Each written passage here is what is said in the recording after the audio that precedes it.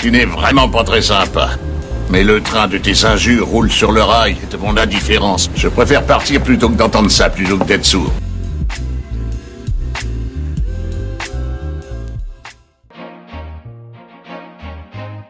Mickey me tient par le gourdin et me bride telle une pucelle. Et mon talent, ça c'est certain, est mis à la poubelle. Oh, pardon, je ne vous avais pas entendu arriver. Mes plus plates excuses pour ce manquement. Ainsi, laissez-moi me présenter. L'écran fou, dévoreur compulsif d'art visuel et humble orateur à mes heures perdues. Peut-être n'avez-vous jamais entendu parler de moi, mais d'aucuns vanteraient que mes prouesses verbales n'ont d'égal que mon aisance musicale ou encore mon talent inné pour le dessin, comme vous aurez pu le constater précédemment. Mais passons. Puisque vous êtes là, laissez-moi donc partager avec vous quelques modestes envolées lyriques pour vous conter tout le bien que je pense du dernier film de Robert Zemeckis, à savoir l'adaptation live de Pinocchio pour le compte de Disney. Et qui ici n'irait connaître l'histoire de ce petit pantin de bois créé par Geppetto, un menuisier qui rêve d'avoir un vrai petit garçon. C'est alors qu'une nuit, une fée tout ce qu'il y a de plus ordinaire décide d'entrer furtivement chez le vieil artisan pour rendre vivant le petit pantin du nom de Pinocchio, avant de filer en douce en chapardant la dernière bière du frigo. Oh, la coquine. À son réveil, Geppetto, bien étonné de voir son jouet gesticuler et parler, tel le commun des mortels, découvre les joies, mais aussi les calvaires, du rôle de parent, constatant que finalement, les enfants c'est un peu chiant. Et donc le vieil homme choisit d'envoyer son pantin à l'école. Mais Pinocchio, de par sa nature extraordinaire, va attirer l'attention de personnes bien peu fréquentables, l'amenant à vivre des aventures incroyables et dangereuses, alors que son paternel se met à le rechercher. Et c'est ainsi que, après Tim Burton, David Lowery, Guy Ritchie et j'en passe, c'est au tour de Robert Zemeckis de se coller à la tâche ardue et de transposer en images réelles une œuvre incontournable d'animation depuis 80 ans. Pour un résultat aussi époustouflant et émotionnel que nécessaire. Et copant d'un budget de 150 millions d'écus pour le mettre en scène, nous autres pauvres spectateurs avons bien de quoi être chagrinés à l'idée que Disney ait jugé le film indigne d'une sortie ciné. Tant l'éblouissement est au rendez-vous de manière perpétuelle, car d'ailleurs ne serait pas là tout l'intérêt d'une adaptation en images réelles. Ainsi, qui oserait médire du réalisme saisissant de la production design, avec ses décors aussi crédibles que ceux de Disneyland? Tous ces décors palpables, oh mon Dieu, on s'y croirait. Pardonnez-moi. Mais c'est vrai, l'exercice de ménestrel implique parfois de se laisser submerger par son enthousiasme, à la grande stupéfaction de son auditoire. Je tâcherai donc de ménager cet emballement.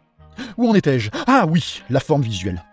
Oui, il serait bien discourtois de ne pas vanter la qualité visuelle des diverses créatures auxquelles donne vie Robert Zemeckis, à commencer par Pinocchio lui-même, dont la texture de bois si brute nous laisserait presque l'odeur d'une balade en forêt.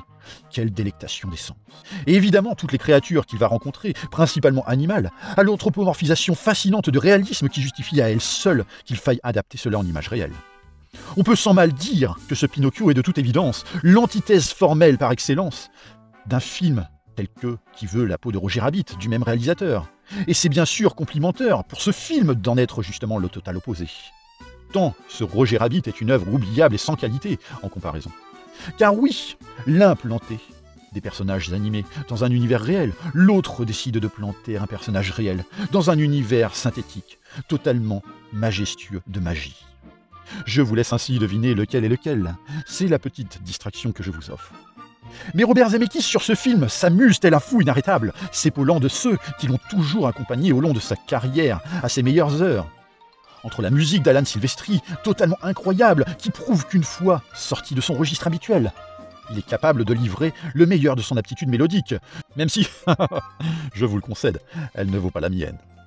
Et retrouver encore une fois Tom Hanks qui n'a jamais été aussi juste, d'une implication sans pareille à cette passion visible de jouer face à des effets numériques, offrant un niveau d'émotion détonnant tel que vous ne pourrez qu'en être touché, tel le spectateur larmoyant, sur qui on aurait lâché une escadrille entière d'oignons jaunes, désireux de se frotter sur vos fragiles paupières. Mais quoi de mieux pour justifier une adaptation live nécessaire, comme je l'évoquais tout à l'heure, si c'est pour en faire exactement la même chose? Quel intérêt aurait cette adaptation, si elle devait être un total décalque du dessin animé original? Et Robert Zemeckis, en bon faiseur, l'a parfaitement compris. Ainsi, celui-ci décide d'offrir une histoire totalement originale, qui n'a absolument rien à voir, et nous laisse dans la surprise la plus totale à chaque avancée dans le film. Par de nouvelles découvertes, toutes plus fantasques les unes que les autres, qui enrichissent le récit, et par la même occasion, une intrigue surprenante. Et évidemment, je serais bien mal avisé de vous spoiler la fin, tant elle diffère. Ainsi, Robert Zemeckis s'offre donc le droit de transformer la baleine originale en un cétacé doté de tentacules. Mais non, voyons. Nous parlons évidemment d'art ici, de cinéma. Le tout pour s'achever sur une course-poursuite digne d'un Fast and Furious aquatique et chevaleresque, dans lequel notre jeune héros, Pinocchio, se transforme en moteur à bateau pour échapper à l'infâme créature vorace. Mais chut, je n'ai évidemment rien dit. Ce sera notre petit secret. Quant à la morale de l'histoire, eh bien, laissez-moi vous citer une phrase. Un jour, un éminent homme a dit « Le changement, c'est maintenant ».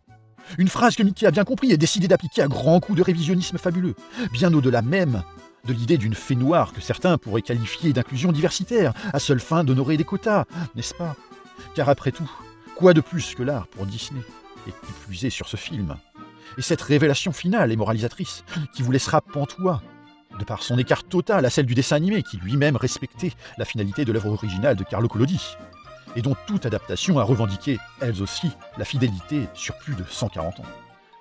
Un revers de la main magistral et fulgurant, en guise de coup de balai, pour une conclusion autant originale que supérieure. Ah, en découvrant cela, je ne peux m'empêcher de me dire, loué soit l'adaptation prochaine de Blanche-Neige et les Sept Nains, avec, fort probablement, une fin révisée où, par respect pour la femme qui ne mérite pas d'être embrassée à l'insu de son plein gré, acte qui pourrait coûter un passage au tribunal malheureux pour le prince, celle-ci sombrerait finalement dans le sommeil pour l'éternité. Un pareil dénouement qui devrait ravir les enfants. Ceci étant, si Blanche-Neige s'en retrouvait fâchée par cet état de fait, elle pourra toujours intenter un procès au prince pour non-assistance à personne en danger. Pauvre prince. Ainsi, vous l'aurez compris, cette adaptation live de Pinocchio rejoint les autres chefs-d'œuvre déjà offerts par la souris aux grandes oreilles. Et si vous vous rappeliez de ce plaisir étant enfant que procurait le fait d'attraper la queue du Mickey pendant vos rotations répétées à bord de manège, vous seriez bien mal avisé de penser que Mickey aurait fait de même en attrapant les roustons de Robert Zemeckis. Non, toute l'ampleur cinématographique du réalisateur est à son paroxysme ici, comme pour Tim Burton, David Lowery et Guy Ritchie avant lui. Ainsi, Guillermo del Toro n'a décidément qu'à bien se tenir pour la sortie prochaine de sa vision de l'œuvre au profit de Netflix. La puissance de ce Pinocchio en images réelles, balayant tout ce qui a pu déjà avoir été fait de l'œuvre, jusqu'à vous faire même oublier à jamais le dessin animé qu'il a lui-même adapté.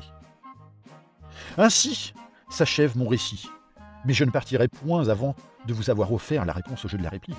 Ce fut sur mon retour au sujet des 2 premiers opus de la série Les Anneaux de Pouvoir.